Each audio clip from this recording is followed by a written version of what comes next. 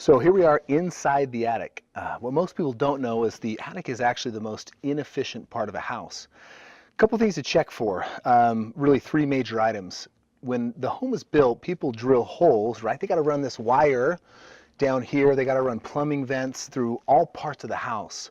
So they drill holes, right? And they run what's called conduit, and they run the wire through it. The tough part about when you build is you can't drill the exact size hole for one cord. So they, drill a hole this big, they got one cord running through it, and you got a bunch of air right there. So what happens in an attic is that sun is beating down on that roof all day, right? It heats up.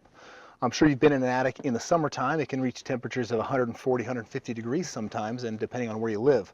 When you've got little holes, it allows for that heat that's been heated up in your attic to kind of push down into your living space, which creates a hotter living environment down there. That's the first thing we check, is what's called air seal, or have we sealed all those gaps and components.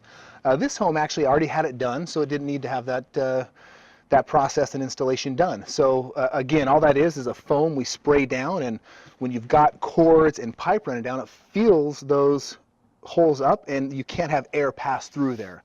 One of the things that happens in an attic is the heat heats up that roof line, and air starts to circulate and creates what's called convection. You've heard of a convective oven. All that does is it blows air and it creates a hotter feel, but when you've got a little bit of that convective loop happening up here, it pushes that air down into the living space. We want that to stop.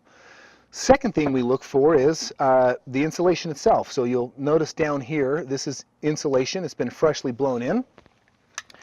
And we really want to look for at least around a foot of insulation, depending on the type of insulation you're using. Anywhere from 11 to 14 inches brings it up to energy efficient standards, which is called an R38. This home has between an R32 and an R38, so it's fairly efficient. We didn't have to do any work here in the attic for the insulation itself as well. So the third thing we look for is right here, the ductwork, right? So your air conditioning unit and the air handler, which pushes air throughout all your home, it's got to get it there.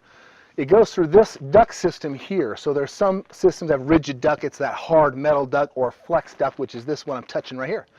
The thing we look for there is at every juncture and where it distributes air, if you've got something connected, you can have air leakage. So you're paying for air to be conditioned or cooled, and then you push it throughout the house and it leaks out in the attic. It goes in places you don't want it to go. So we come in, we make sure that all these seal, so there's a seal here, it's been sealed beautifully. Down on here, all sealed super well. All the connection components I'm looking at is all sealed nicely.